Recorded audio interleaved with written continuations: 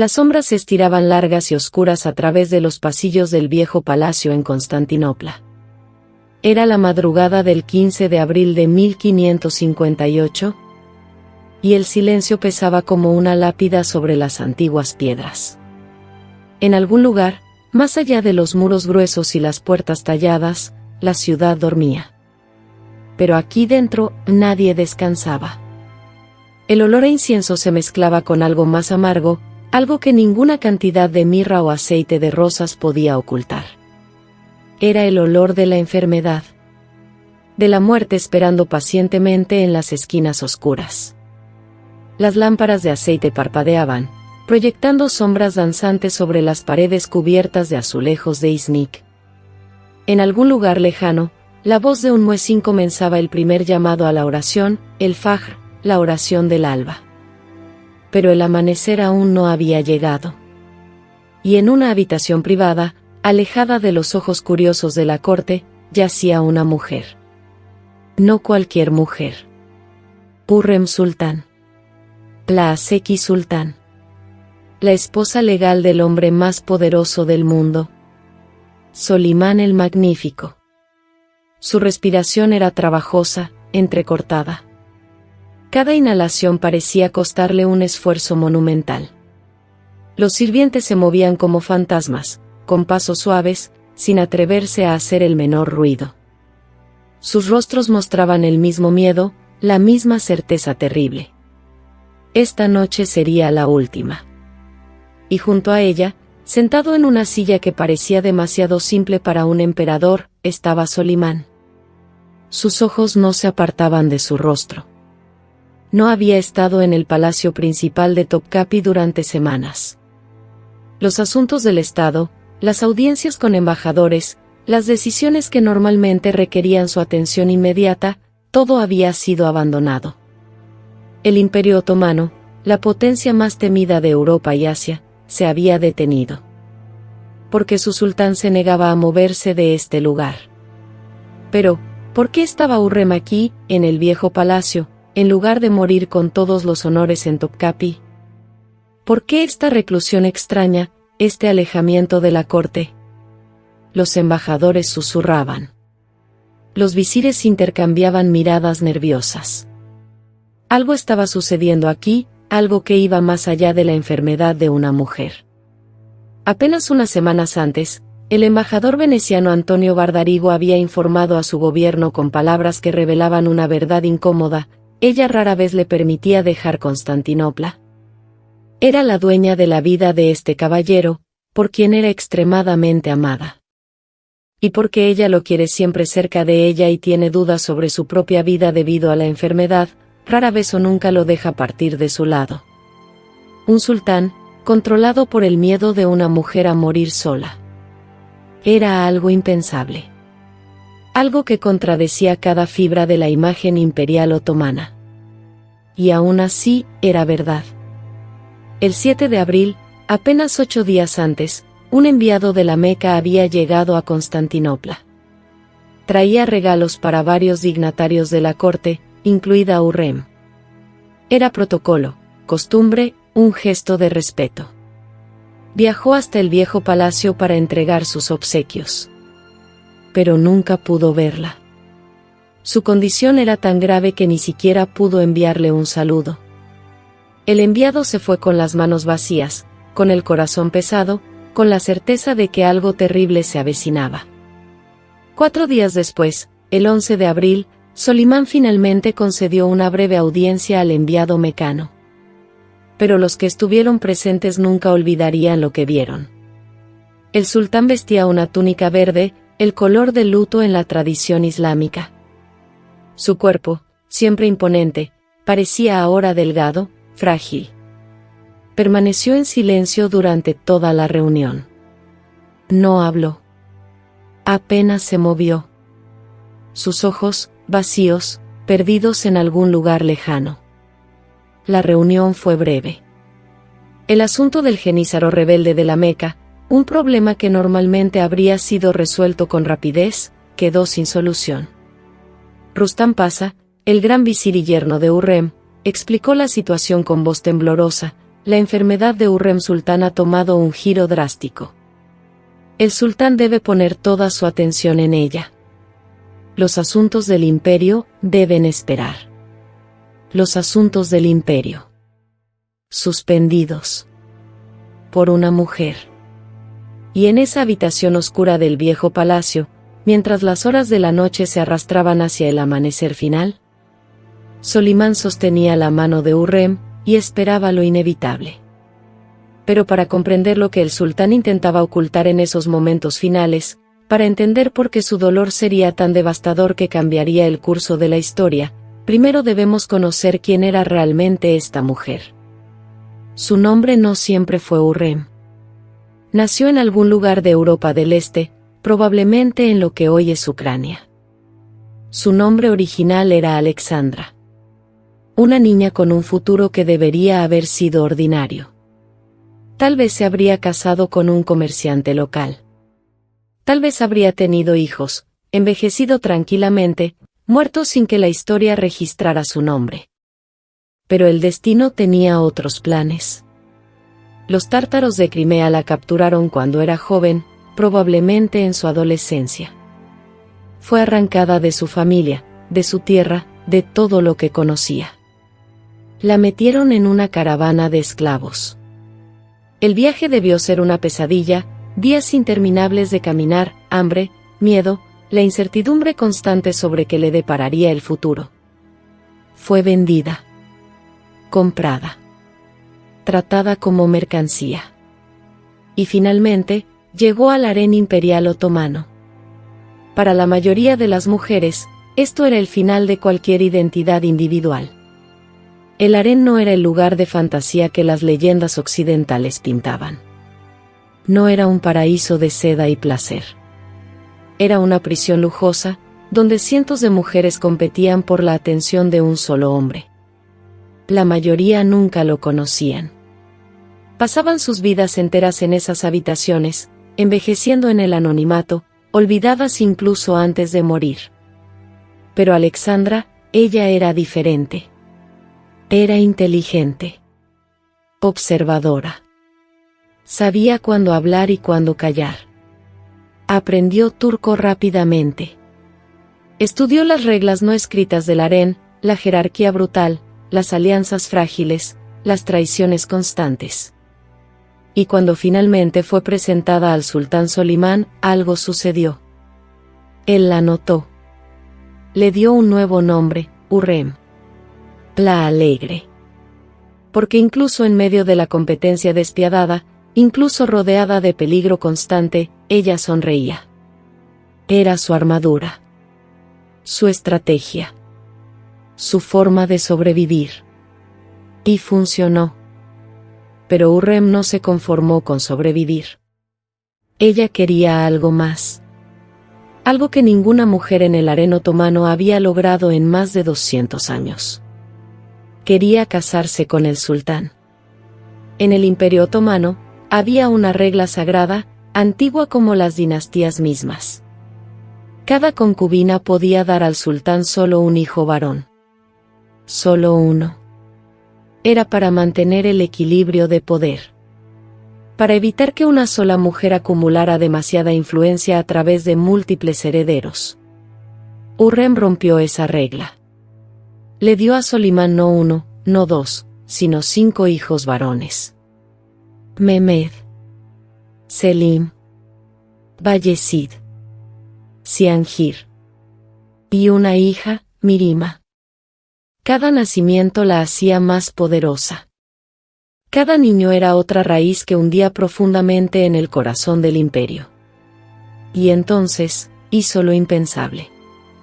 Alrededor de 1534, Solimán se casó con ella. Legalmente. Públicamente. Un sultán otomano, casándose con una exesclava. No había sucedido en más de 2 siglos. La corte estaba escandalizada. Los visires susurraban entre ellos. ¿Cómo podía un conquistador, un guerrero, un emperador, rebajarse de esta manera? Casarse con una mujer que había sido propiedad, mercancía, nada. pero Solimán no escuchaba. Porque en algún momento, entre las noches compartidas y las conversaciones privadas, entre los nacimientos de sus hijos y las décadas que pasaron, algo real había crecido entre ellos. No era solo política. No era solo estrategia. Era amor. Y ese amor le dio a Hurrem un poder que ninguna sultana había tenido antes. Ella no solo influía en Solimán en privado. Participaba en las decisiones del Estado. Intercambiaba cartas con reyes y reinas extranjeros. Construyó mezquitas, hamams, fundaciones caritativas en la Meca, Medina, Jerusalén. Su nombre estaba en edificios que aún permanecen en pie hoy. El embajador francés lo diría más tarde, después de su muerte, la mayoría de los estadistas eran de su creación. Ella había colocado a sus aliados en posiciones clave. Había tejido una red de lealtades que sostenía el gobierno. No era solo la esposa del sultán. Era, en muchos sentidos, cogobernante. Pero todo ese poder, toda esa influencia, tenía un precio. Ella había hecho enemigos. Muchos enemigos. Mahidevran, la madre del príncipe Mustafa, el hijo mayor de Solimán, la odiaba con una furia que ardía durante décadas. Los genízaros desconfiaban de ella. Algunos visires la veían como una amenaza. Y sus propios hijos, aunque ella los amaba ferozmente, estaban destinados a algo terrible. Porque en el Imperio Otomano, solo un príncipe podía sobrevivir. La ley de fratricidio era clara: cuando un nuevo sultán ascendía al trono, todos sus hermanos debían morir. Era brutal. Era necesario, decían, para prevenir guerras civiles. Pero significaba que los hijos de Hurrem, eventualmente, tendrían que matarse entre sí. Ella lo sabía. Y pasó su vida tratando de evitarlo. Usando su influencia política, mantuvo a sus hijos unidos. Los aconsejaba constantemente: obedezcan a su padre, no atraigan atención indebida, manténganse leales. Funcionó, mientras ella vivía. Pero en abril de 1558, mientras yacía en esa cama del viejo palacio, con su cuerpo traicionándola, con cada respiración más difícil que la anterior, Hurrem debió saber lo que vendría después de su muerte. La mujer que había roto todas las reglas, que había conquistado un imperio desde dentro, que había transformado la esclavitud en poder absoluto, estaba perdiendo la única batalla que realmente importaba. La batalla contra la mortalidad.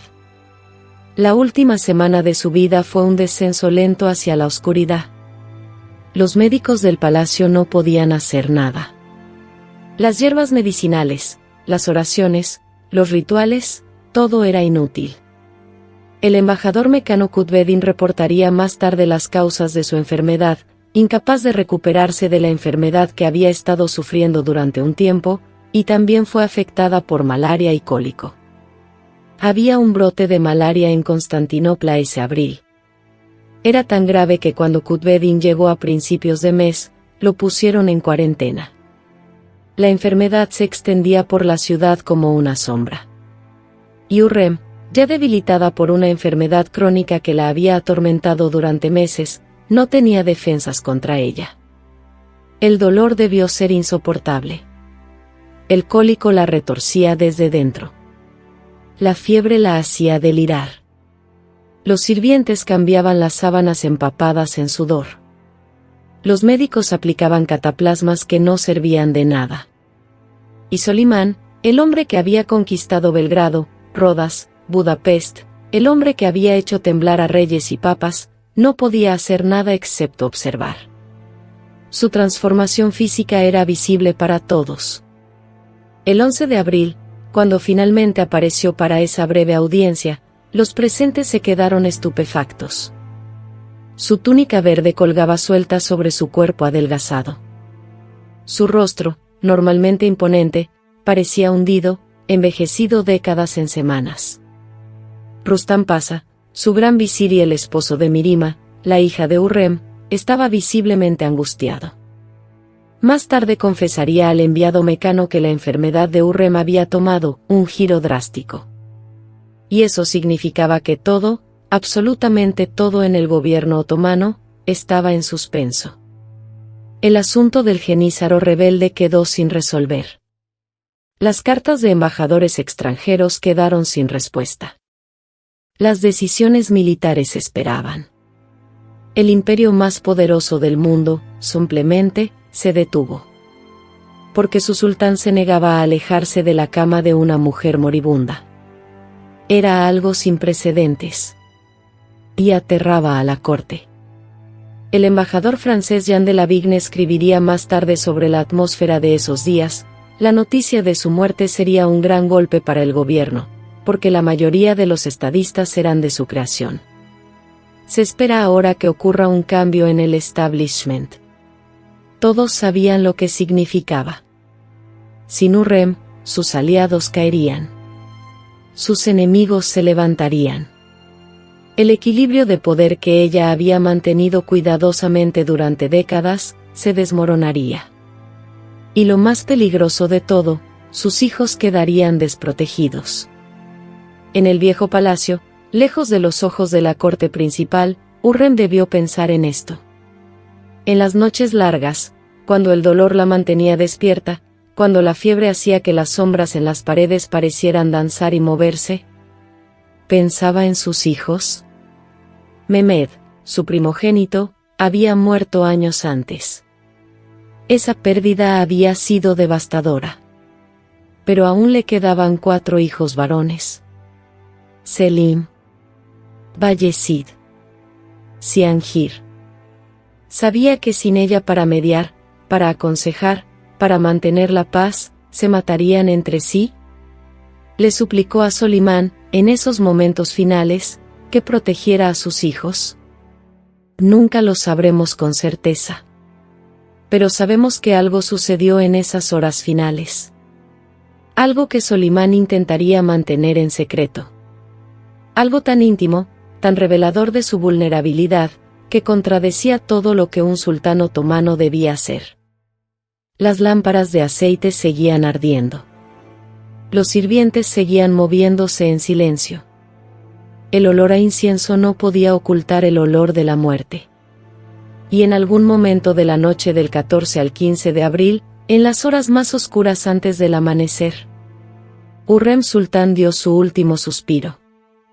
El embajador francés Jean de Lavigne informaría más tarde que la Aseki había fallecido temprano en la mañana del 15 de abril. Pero lo que sucedió en las horas antes de ese momento, eso es lo que Solimán intentó ocultar.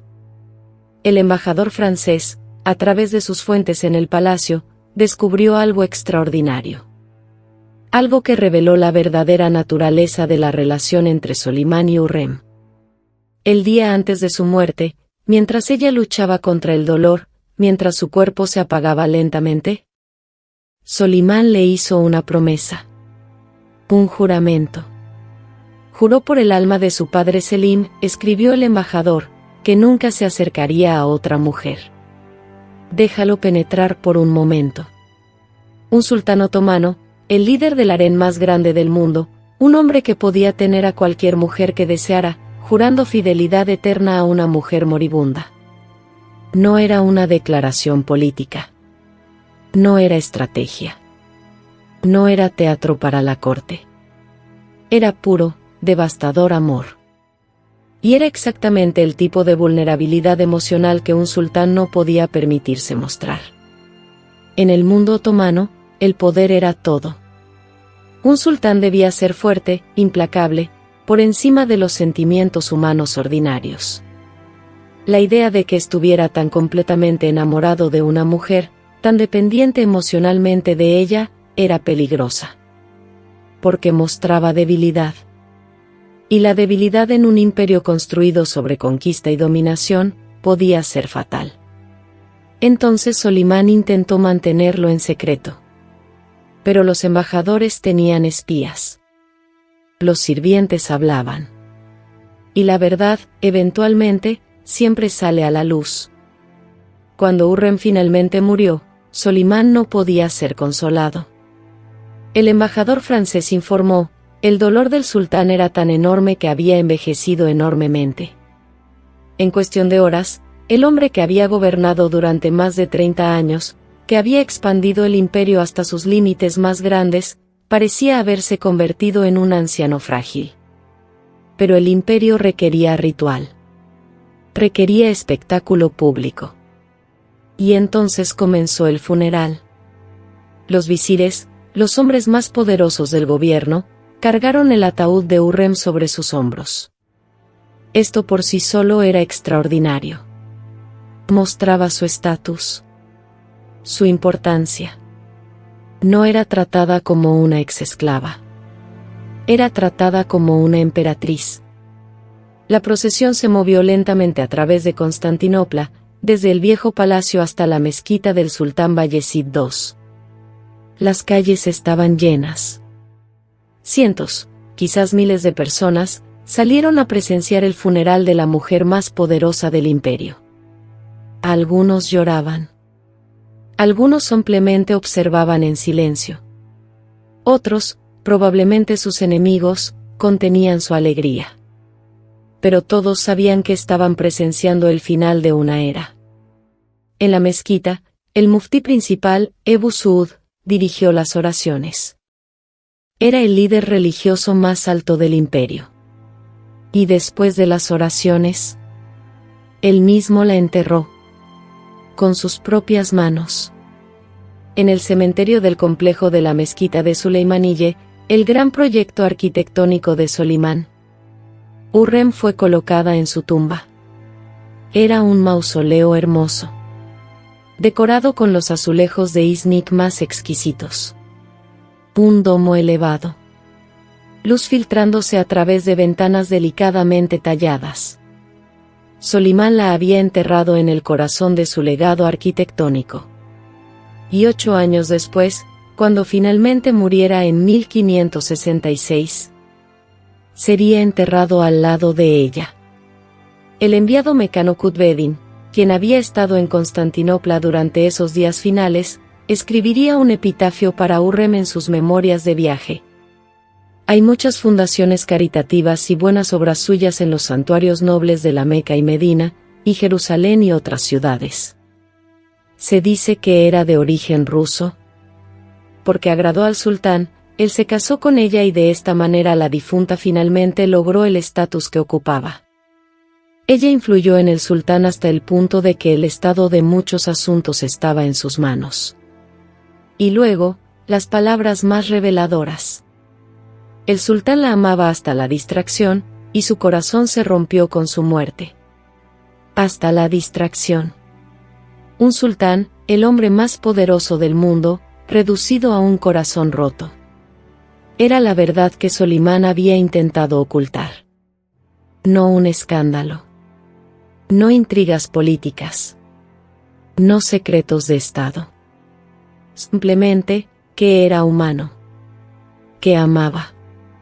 Y que la pérdida de esa persona lo había destrozado completamente. Los 8 años que siguieron fueron los más oscuros del reinado de Solimán. Los historiadores lo describen como una transformación terrible. El hombre que había sido llamado el Magnífico, que había sido poeta, legislador, conquistador, se convirtió en alguien diferente. Más enojado. Más aislado. Más desconfiado. Su dolor se transformó en algo amargo y destructivo. Y lo peor de todo, la profecía de Hurrem se cumplió. Kutbedin lo había escrito claramente: mientras su madre vivía, estos hermanos se llevaban bien, pero después de su muerte, surgió la discordia entre ellos. Sin Hurrem para mediar, sin su influencia política para mantener el equilibrio, sin sus consejos maternales constantes, los hijos que ella había protegido toda su vida, comenzaron a matarse entre sí. Selim y Bayezid, los 2 príncipes supervivientes más poderosos, se volvieron rivales. La tensión creció. Las acusaciones volaron. Las alianzas se formaron y se rompieron. Y finalmente, en 1559, estalló la guerra civil. Bayezid se rebeló abiertamente contra su hermano Selim, quien tenía el favor de su padre. Fue exactamente lo que Hurrem había pasado su vida tratando de evitar. La batalla fue brutal. Bayezid perdió. Huyó, no al imperio, sino a Persia, buscando asilo del Shah. Pero Solimán no lo perdonaría. En 1561, 3 años después de la muerte de Hurrem, Solimán ordenó la ejecución de Bayezid. El Shah de Persia, presionado por el sultán otomano, accedió. Bayezid fue estrangulado. Pero no solo él. Sus 5 hijos, incluyendo niños pequeños, fueron ejecutados también. Es difícil imaginar el dolor de Solimán en ese momento. Había perdido a su esposa.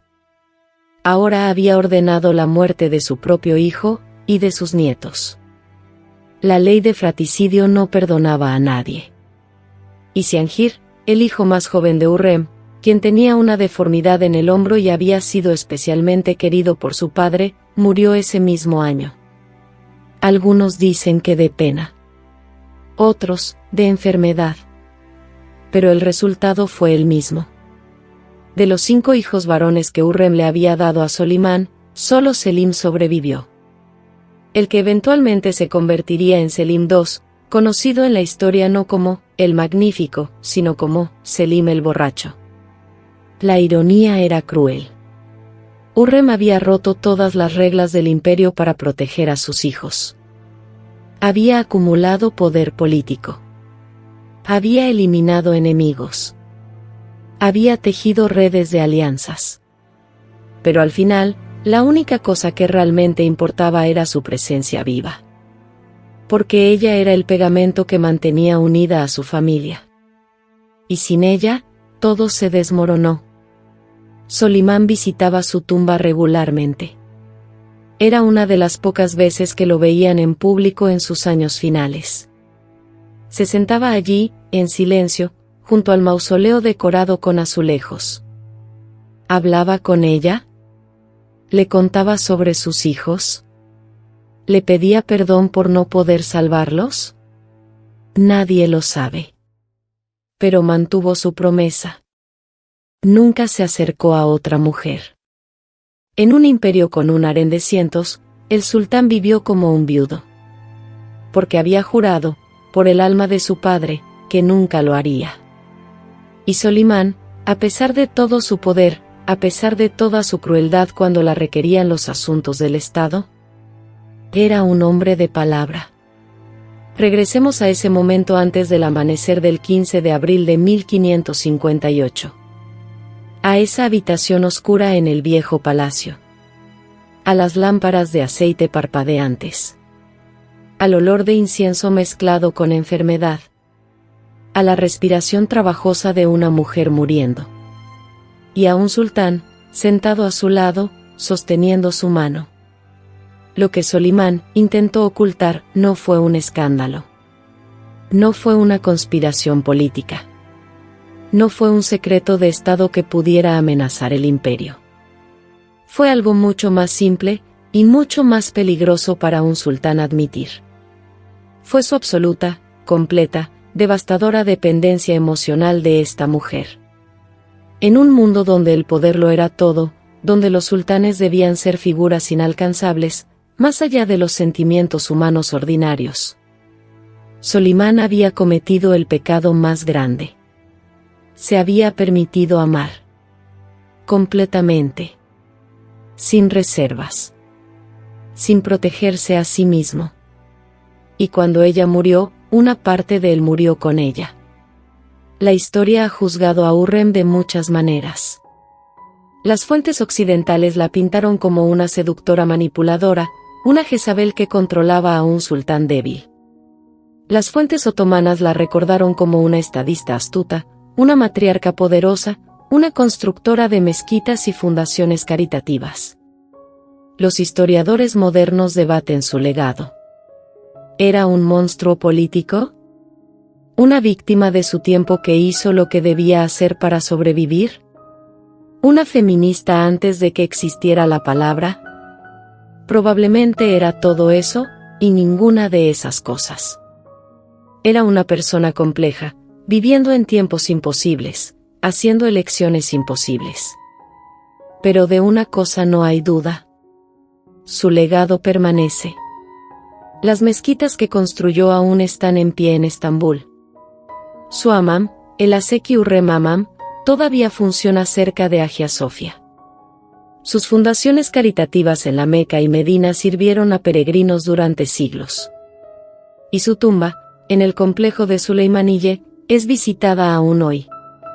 Si alguna vez estás en Estambul, puedes ir allí. Puedes pararte frente a los azulejos de İznik que brillan con luz filtrada. Puedes ver dónde ella descansa, y donde Solimán, 8 años después, fue colocado a su lado. En la muerte, como en la vida, están juntos. Es, en cierto modo, la historia de amor más grande de la historia otomana. No porque fuera perfecta. No porque fuera simple. Sino porque era real. Y porque esa realidad, ese amor genuino en medio de un imperio construido sobre conquista y control, era la cosa más subversiva que podría existir. Al final, Hürrem Sultán no pudo escapar de la mortalidad. Ninguno de nosotros puede. Pero tampoco pudo ser olvidada. Y eso, quizás, es su verdadera victoria. El amanecer que rompió sobre Constantinopla el 15 de abril de 1558 no reveló escándalo. Reveló la verdad más peligrosa en cualquier imperio. Que incluso los sultanes son solo humanos. Que incluso el poder absoluto no puede proteger contra la pérdida. Que el amor verdadero, incondicional, devastador, no respeta tronos, coronas o imperios. Solo respeta el corazón humano. Y cuando ese corazón se rompe, ni siquiera un sultán puede esconder las grietas.